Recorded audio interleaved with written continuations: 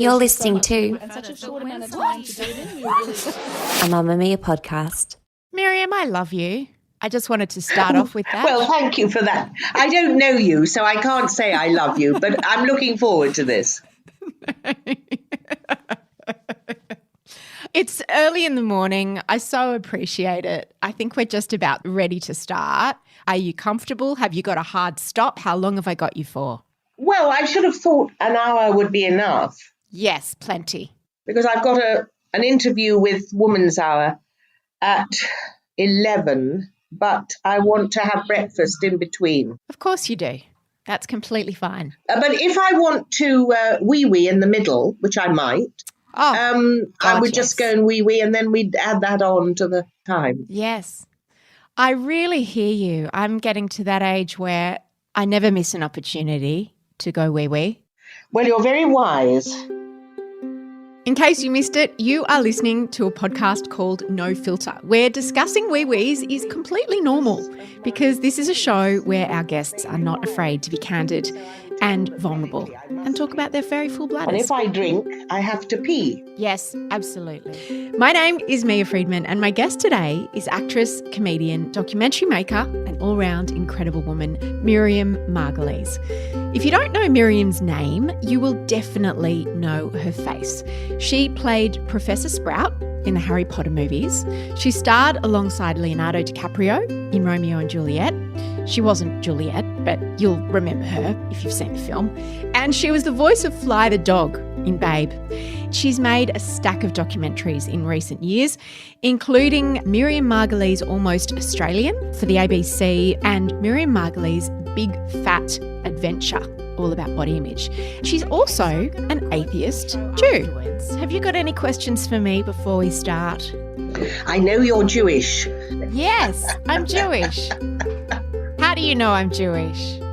Your name is Friedman, and I asked Leah, who is also Jewish, and she said, yes, she is Jewish, because I'm very interested in being Jewish. I am too. I'm going to ask you about that, and I'm going to ask you about your Zoom Seder, because I had one. Miriam has Australian citizenship, and she has been with her girlfriend, an Aussie, for 50 years.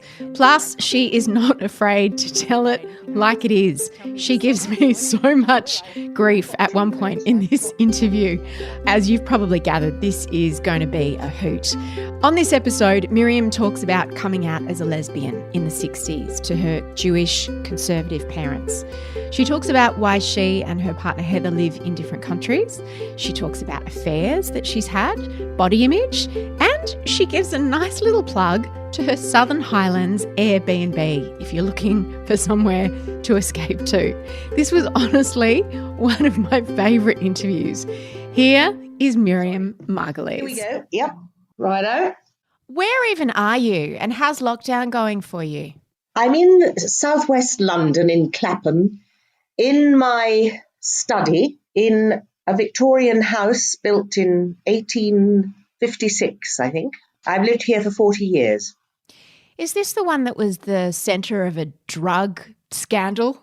Or was that your country house? No, that was my seaside place. This is definitely a no drugs area here. Why are you in the UK? You're an Australian citizen. What happened? Actually, I think coronavirus happened, and that's why I didn't spend more time in Australia this year. But I'm English too, and this is my main home, and my life is here to some extent. So I'm lucky enough to be able to choose. And at the moment, I'm choosing England. I would like to go to Australia, and I've got tickets to go in November, but I doubt that I'll be able to make it. It's not looking good, is it? Nope. You won't remember, but I met you one time backstage at Q&A in the green room, and you were there with your partner. You two have been together since the 60s? We met in 68 and set up together immediately. How did you meet? My friend and her friend, Katarina Clark, daughter of the great Australian historian Manning Clark, introduced us because I was at school with Katie when her father came on sabbatical to Oxford, where I was born and brought up. And I'd become a lesbian in the years since we'd left school. And I told Katie, and she said, oh, I know one of those. She set up a meeting when they both came on a research visit to London. And the minute I saw Heather, I knew that she was the one. She didn't. She just thought I was rather noisy. How did you know? I don't know. You just look at someone and you think, I fancy you. You look at them physically and your groin shifts a bit. And then you listen to what they have to say. And I liked her mind. And I still do. How old were you both then?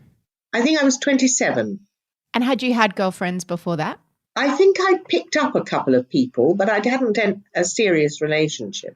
What was it like being a lesbian woman in the 60s? Well, I can only tell you what it was like for me. I don't know what it was like for everybody else. It was considered rather embarrassing, I think, for most people. And people were fairly closeted. It was not something that most people wanted revealed.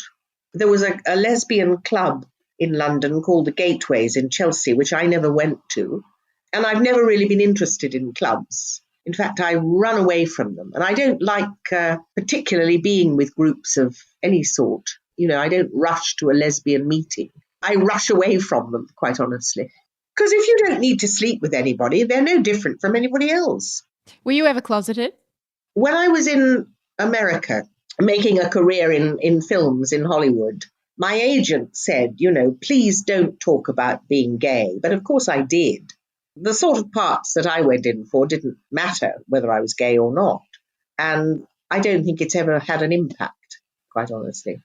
I'm intrigued by the fact that you've been together for 50 years? Yeah, I think it's 52 years, I think. Have you ever lived together during that time? For short periods, yes, not for long periods. Holidays are always spent together. But on the whole, no, we have separate establishments in separate countries. How does that work? Well, it just does, because I'm busy and she's busy, and we speak to each other at least once a day, and we always have. I don't know. Every relationship is very much dependent on the other person. It's the deal you make between you, and that's the deal we've made, and it works for us.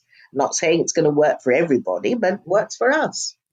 I've heard it said that same-sex relationships are in many ways liberated from the sort of checklist that straight relationships have, like you meet, you move in together, you get married, you have babies.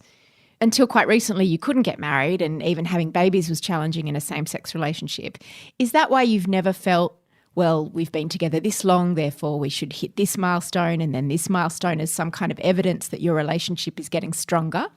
We don't need a milestone to show how much we love each other. We have performed a civil partnership here in the UK, which I imagine is valid in Australia. But we did that not because we wanted to lay down any pre- or post-nuptial arrangements, but because if one of the partners is ill and goes to hospital, unless you're an official spouse, you are not entitled to any information about their illness or the prognosis or anything like that. We were older and we felt it was important that if one of us was ill, we were able to be treated as the spouse. So that's why we did that. I've heard you say that you haven't always been faithful in your relationship. That's true. Probably in the 80s, I had an affair with someone. It was a disaster. And we separated, I think, for 6 months. And I realized that I can't live without Heather. I don't want to live without her. And I'm not going to and didn't gamble with my happiness again. I think adultery is a silly, tiresome thing. And I'm sorry that it happened. I wish that I hadn't done it. But I did, and I have to admit it. You say you don't like to hang around in groups, but one of the things that many people have struggled with corona is isolation. And being not even in the same country as Heather, how's that been for the two of you and for you and yourself? Oh, it's horrible. I hate isolation. I'm a social animal. Heather isn't. But I think it's been bloody awful. I can't stand it. I think everybody's going slightly off their heads, actually. Nothing good about it at all. Isolation is something that you want to choose, not have it enforced upon you. And it's a miserable business. You're an award-winning actress. I am. One of my awards is behind me, actually. Is that your BAFTA for The Age of Innocence? No, that's a microphone award for a best sound performance. My BAFTA is there. Oh, yes, you can see it. Yeah, It's I rather, can see it too. Yeah, that's my BAFTA. I know Emma Thompson, who's got several BAFTAs and Oscars as well. She puts them in the loo, but I don't have as many as she does, so I put mine on show. Yes, it's almost a show-offy thing to say, oh, I just put them in the bathroom. Well, she's got a lot, and so she should, but I didn't expect to get one, and I'm very thrilled to this day that I did. There are a lot of people who will know you best for your work in Harry Potter as Professor Sprout. Morning, everyone. Good morning, everyone. Good morning, Professor Sprout. Welcome to Greenhouse 3 second years. Now gather round, everyone. Today we're going to repot man. You've been very honest about how you loved the opportunity of getting to do those films, but it wasn't perhaps the most challenging work of your career or the most meaningful. How do you reconcile what you're best known for, certainly to a whole generation, with perhaps not your favourite work that you've ever done? Well, I don't bother to reconcile it. It's just how it is.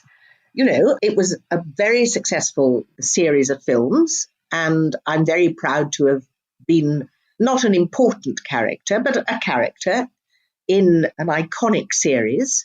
I made some money out of it, which was lovely. And children and everybody recognises me all over the world, which is very flattering and nice. There isn't a thing against it.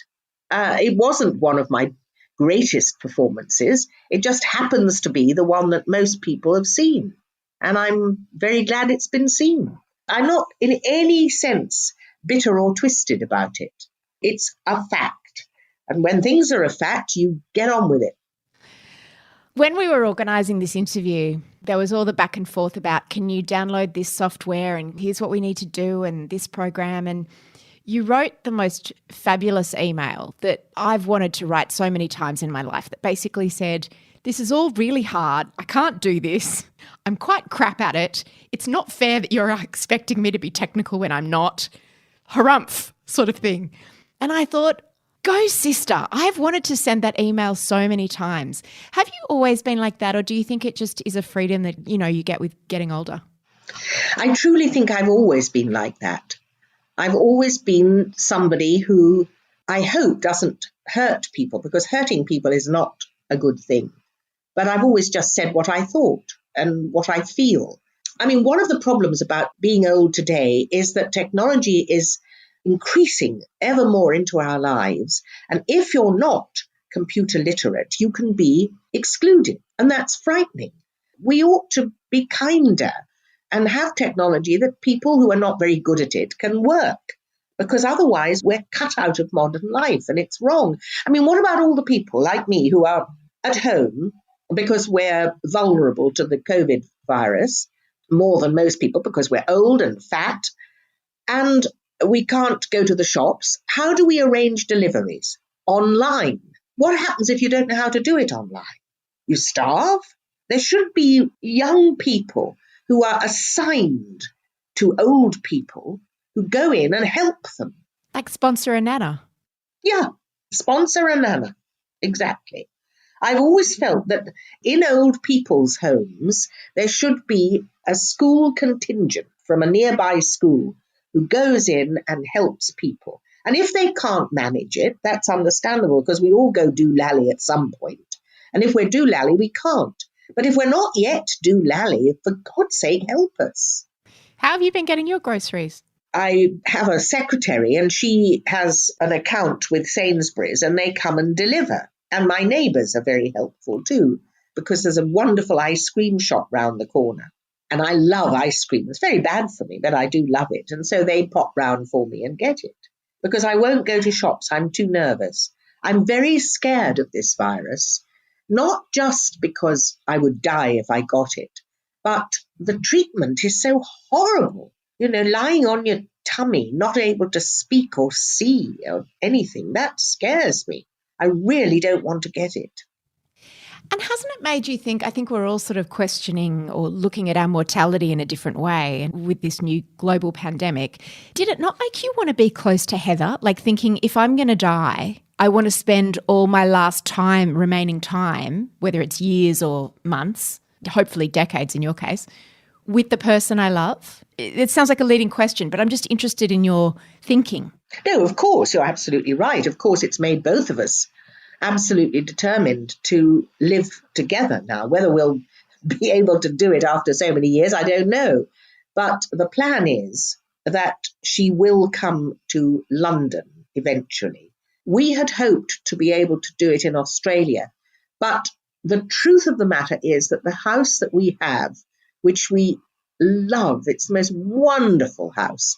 And by the way, it is rentable on Airbnb, and it's in Robertson in the Southern Highlands. But it is not suitable for two old ladies who eventually won't be able to drive.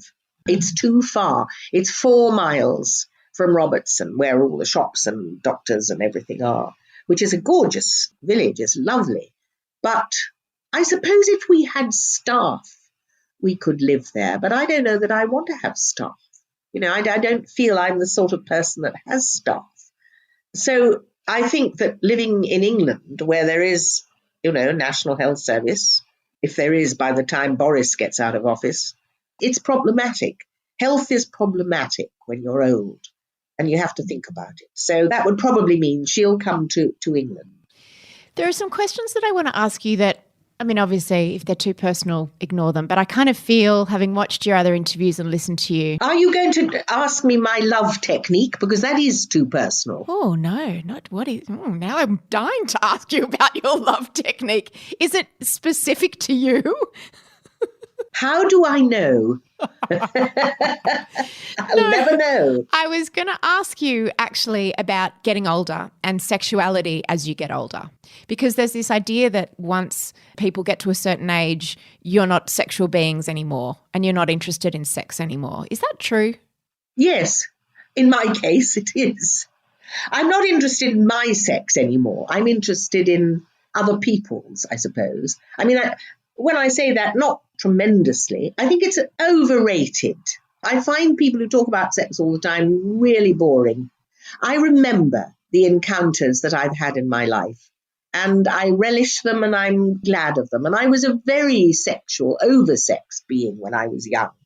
But I'm not now, and I'm glad I'm not, because I'm able to do a lot more things in life rather than think about it all the time, which is what I used to do. I remember when I was in rep in Leicester in 1966, which was the year England won the World Cup, and I went to synagogue there, and I thought about sex the entire time, which is shocking. You're meant to go and pray and think about God and sins and all that. Mm. When you see attractive women, do you still think, oh? No, I don't think of them in relation to me, but I can see that they are attractive. And the sort of woman that's attractive to me is increasingly somebody with intellectual capacity. Just physical attributes I'm not interested in, really. It's the quality of mind that I find seductive. Did you have a type when you were younger? I don't know. No, not especially. I like women with white hair. Always did. Do you mean like grey hair? Yes, grey or white. Blonde, nah. You're listening to No Filter with me, Mia Friedman, talking to Miriam Margolyes, and both of us are keeping our bladders in check. You're Jewish. Were you raised sort of Orthodox Jewish or more progressive Jewish? Well, I was brought up in the 40s and 50s and 60s, and I'm not sure what the terms were then. My parents were Orthodox, but not particularly practicing Orthodox. We always belonged to a shul. We always had Friday night at home. Mummy sometimes lighted candles, but not always. I always fasted on Yom Kippur, and I still do. However, now I am not burdened by belief. What do you mean by that? I'm an atheist. There are a lot of atheist Jews, and some people find this really confusing because Jewish identity can be a cultural thing. It sounds like that's what it's become for you. Yes, it's a very important part of my life. I'm intensely proud and involved and concerned with being Jewish. I have several Jewish magazines and I go to lectures. I'm interested in the politics of Judaism, obviously in the tragedy of Israel and Palestine. And a lot of my friends are like me, not exactly non-observant Jews. I'm a culinary Jew, I suppose. I love the food. I love our history, not, of course, the Holocaust. That is a tragedy. But the fact of my being Jewish informs the whole of my life. It informs my connections with people. It informs my love of genealogy, my passionate study of genealogy. And it involves, of course, my political opinions with regard to Israel and Palestine, which has made me, and I'm perfectly aware of this, extremely unpopular in Jewish circles. I regret this, but I am right and they are wrong. Was there a time when your sexuality coincided or intersected with your Judaism? No. So it's never been a problem? Oh, well, it was a problem for my parents, not for me. My parents were distraught, absolutely distraught. How did they find out? I told my mother. It was again when I was in Leicester, I fell in love with the stage manager. Not the leading woman or anything like that, the stage manager. I've always been a lover of the proletarian. You don't like the alphas? I don't say that I don't like them because I know a lot of alpha people who are adorable. But it just happens that my whole emotional leaning is towards the underdog, the people who don't have it so good, the people on the rough end of things. And believe me, stage managers are on the rough end of things. Anyway, this young lady was a very nice woman. I think she found me utterly impossible. Why? It was the first time I'd really been in love with anyone. And I was nuts. I just went nuts. Anyway, I don't know what's happened to her. I'm not in touch with her anymore.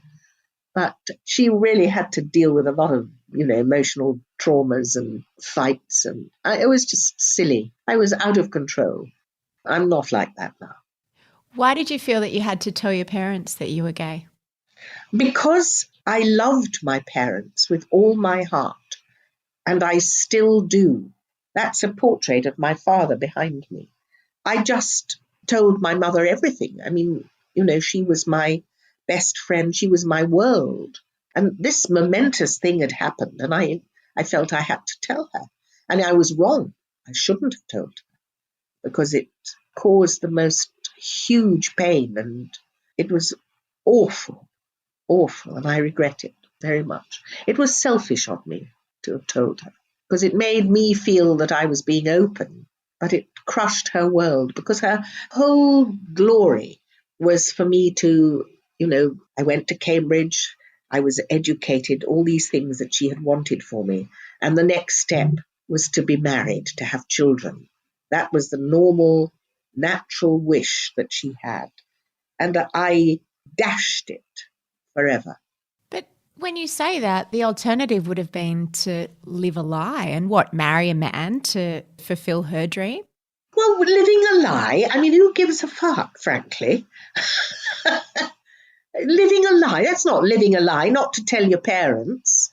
You protect them. You don't live a lie, you don't pretend that you're not gay to everybody else. But to the people you love the most, protect them. Don't hurt Did she make peace with it eventually? No, never. Nor did my father. I wounded the two people whom I loved most, and that is not something to be proud of. That's so funny that you see it like that. I would see it that they wounded you, that they're the ones that were selfish and had something not to be proud of, to not accept you, but you take it on yourself. But how could they, in 1966, how would they have been able to deal with that? Nothing in their lives had prepared them for such a thing. The whole moral and intellectual climate of the day was not receptive to homosexuality. They were just very conventional people. And I don't blame them for that, because that was what their upbringing had given them. I've had the chance to break out of all the restraints that they were locked in by. I've become an actress. I found a partner. I went to university, and that gave me everything. My mother left school at 14 and worked in a dress shop. She wasn't stupid. In fact, she was brilliant. She was a brilliant woman. But her world was a narrow world, and mine is not. Did Heather ever meet your parents? Oh, yes. Oh, yes.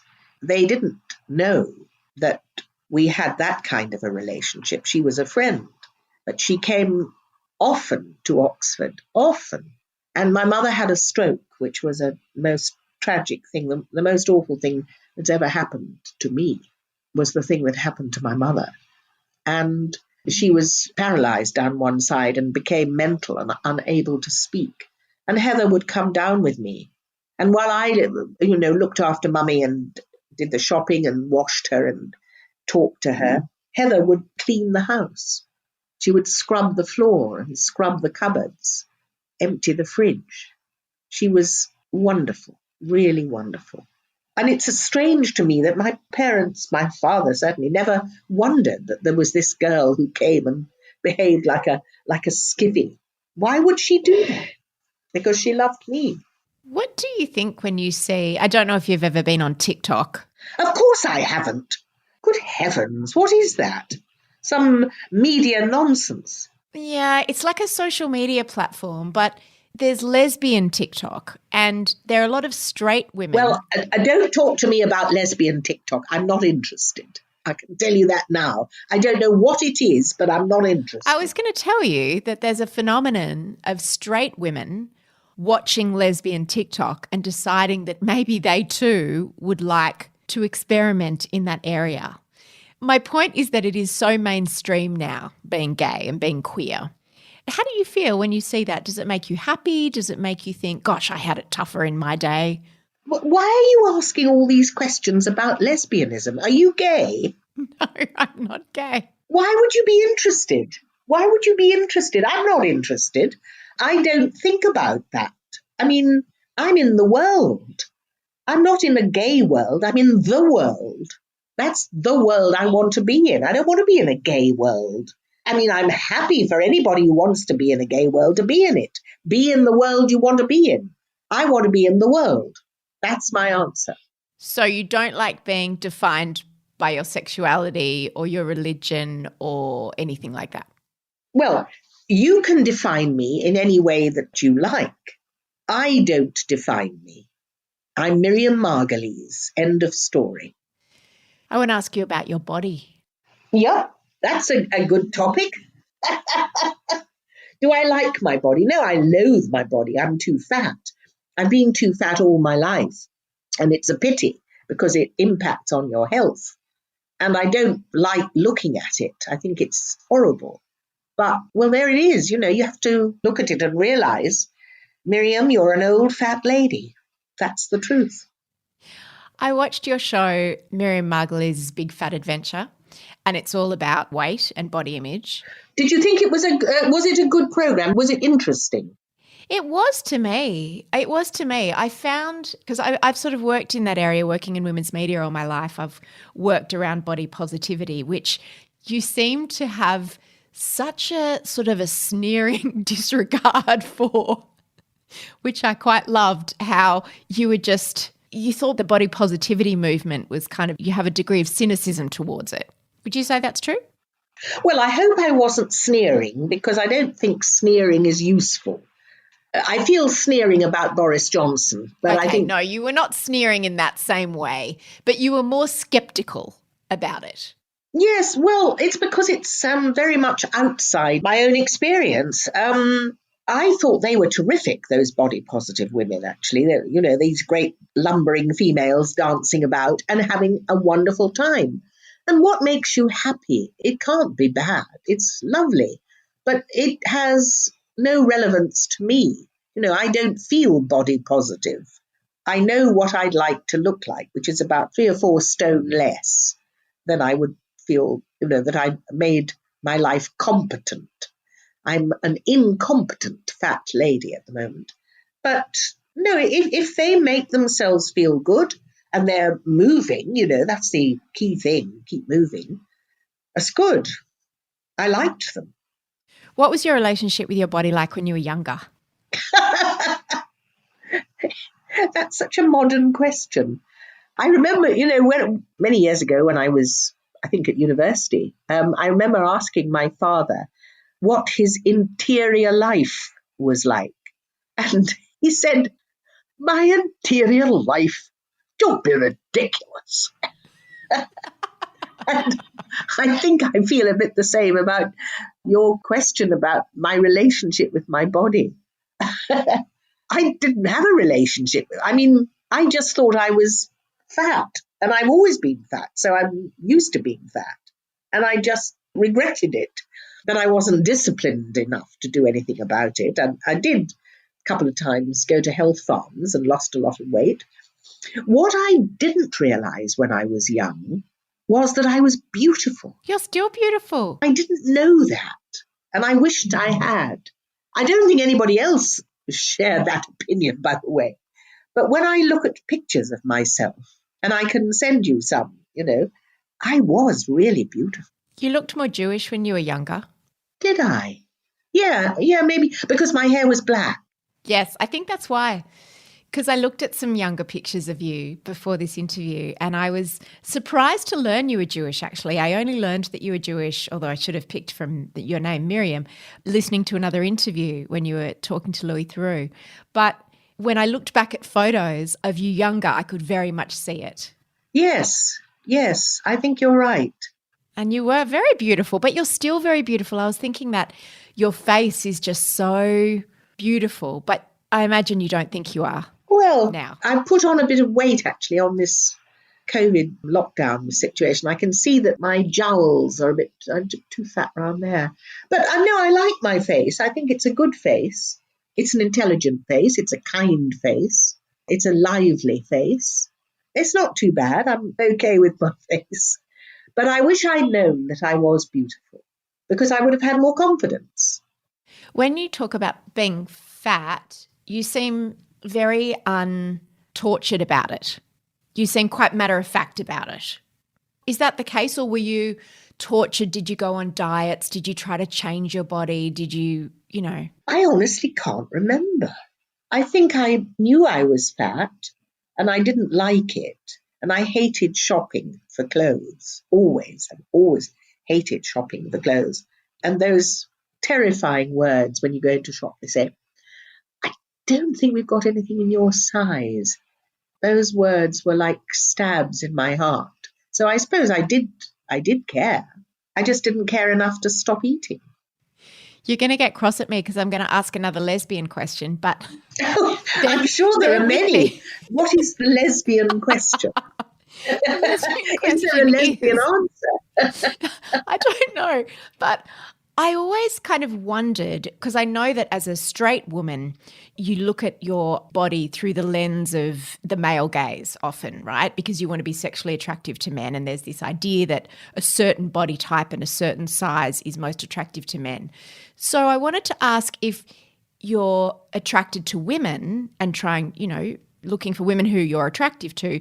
I imagined in my naivety that you would be free of that sort of patriarchal male gaze and ideas about what was fat and what was not fat. Is that not the case? I never ever thought in my life about being attractive to gay women, to other lesbians. That never crossed my mind. Why? I don't know. I wouldn't know what lesbians like because they're all different. I don't know what would be attractive to a lesbian. I have no idea. But that's kind of what I mean. So I thought that, I don't know, I imagine that lesbians are just more highly evolved. But darling, they're all different. You can't lump a whole lot of lesbians into one big bag. They're just all different, just like straight people are all different. You just can't do it. I'm sorry. We're all different. I imagined that women were more forgiving of other women's bodies. No, some are and some aren't. I just don't think that there is a unifying principle about lesbianism. They're just different. It's like saying, do you think people with brown hair always like tomatoes? Some do and some don't. How did the menopause go for you? I didn't have one, so it went very well, because when I was 36, my womb was removed because I had fibroid benign tumours in my womb, and it was considered the safest thing was to remove them. As I knew that I never wanted children, and I always knew that I didn't, it was not a trauma. So I had no womb and no menopause. Wow. Some people say, oh, when you get older, you'll look back with regret as to not having children because you've got no one to look after you and no one to help you do your online shopping and show you how to use TikTok.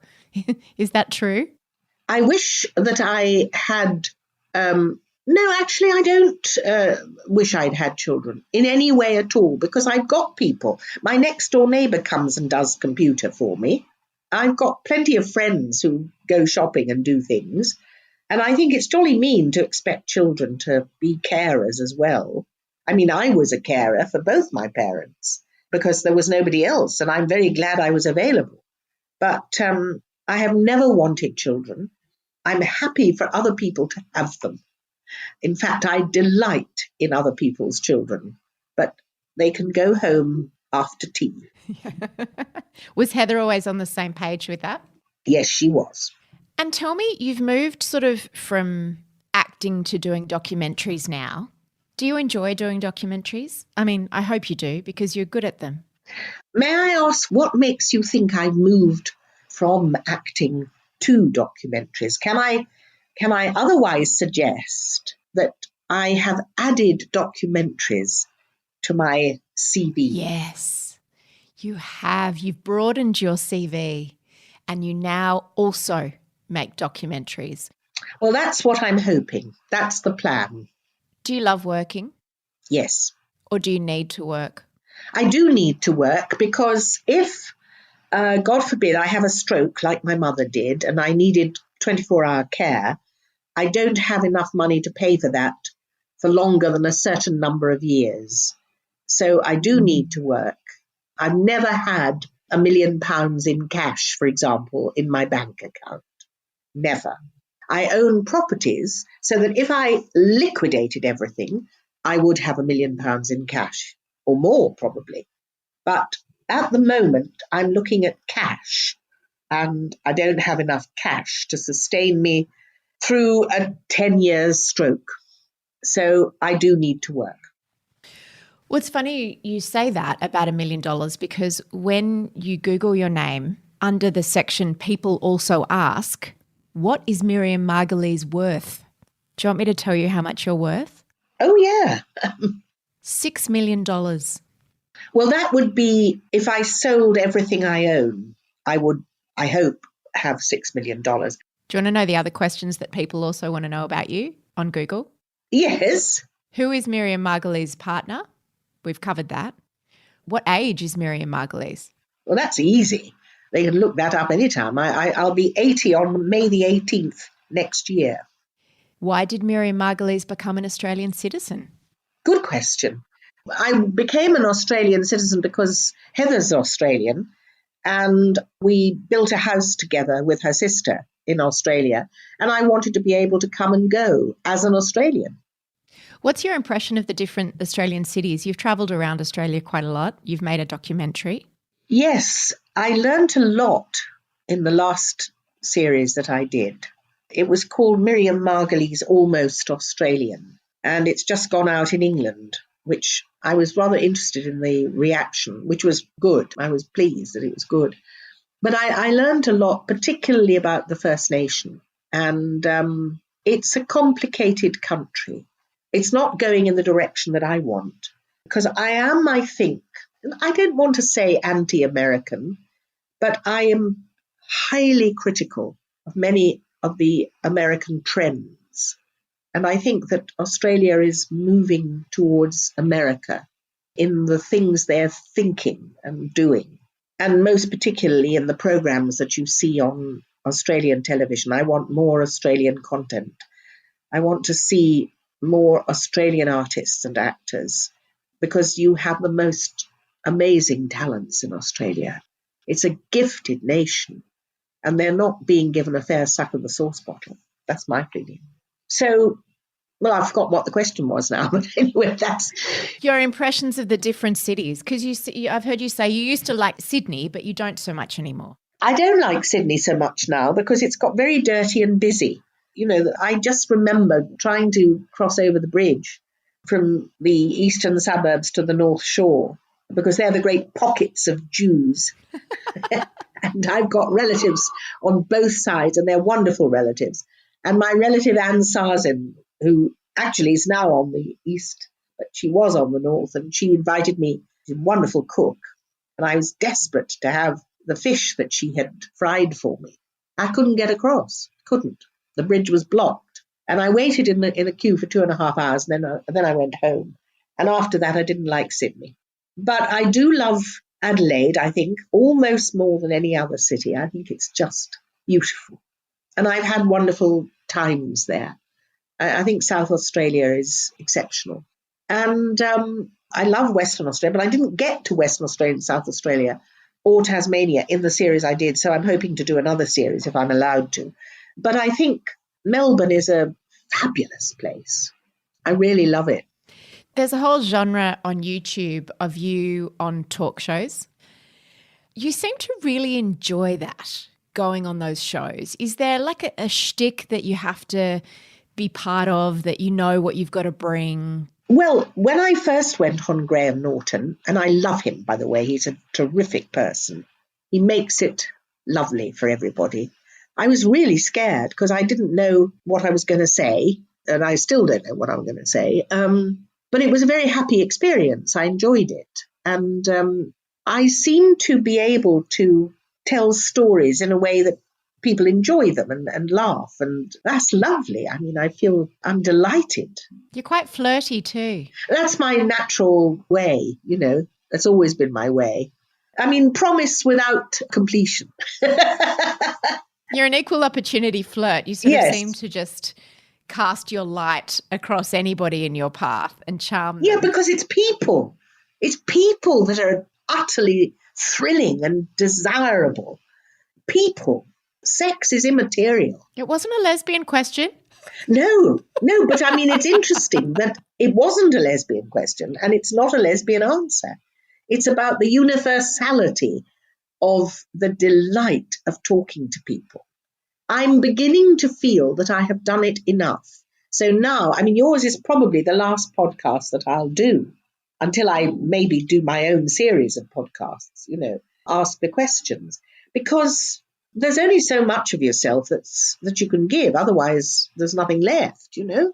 And I know that people expect me to be, the word that's usually used is outrageous. And I don't want to be pressured into being outrageous. I don't want to be pressured into anything, but I just want to tell the truth and answer the questions as spontaneously and truthfully as I can, which you have to agree that I do. You do. What's the best part about getting older? People think you're wiser.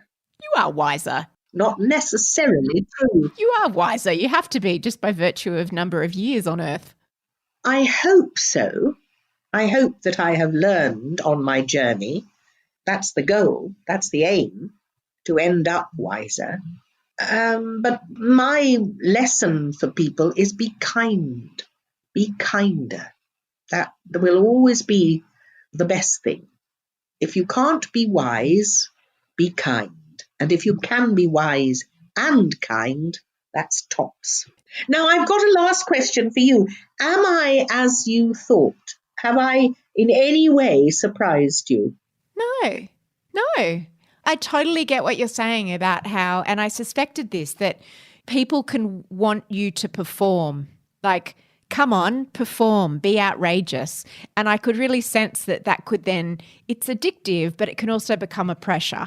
Everybody I've ever asked, have I surprised you? They always say no. Are you disappointed? I feel like you're disappointed. Of course I'm disappointed. I think I should be surprising. It means that there's nothing left to know about me. You know everything. I am an open and somewhat dog-eared book. I thought you'd want to talk more about sex. I don't know why I thought that. I don't want to talk about, look, sex is for doing, not for talking about. But you don't want to do it either. No, I don't.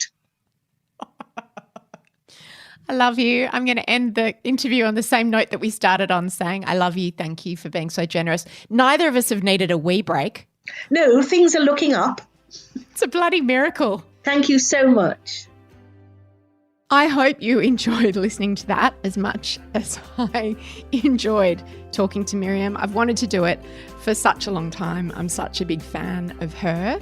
And I just laughed a lot when she got stroppy with me about asking too many lesbian questions. And also how we owe her £30 because we had to get someone over there to help her set up the technology.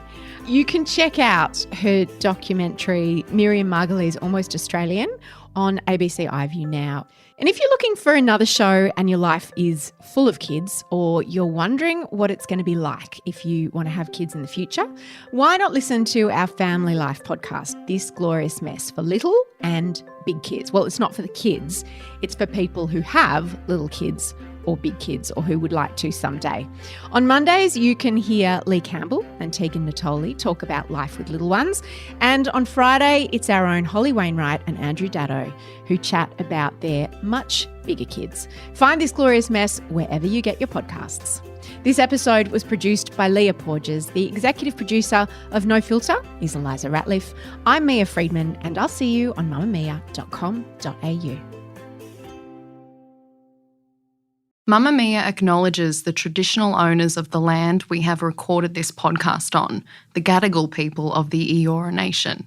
We pay our respects to their elders, past and present, and extend that respect to all Aboriginal and Torres Strait Islander cultures.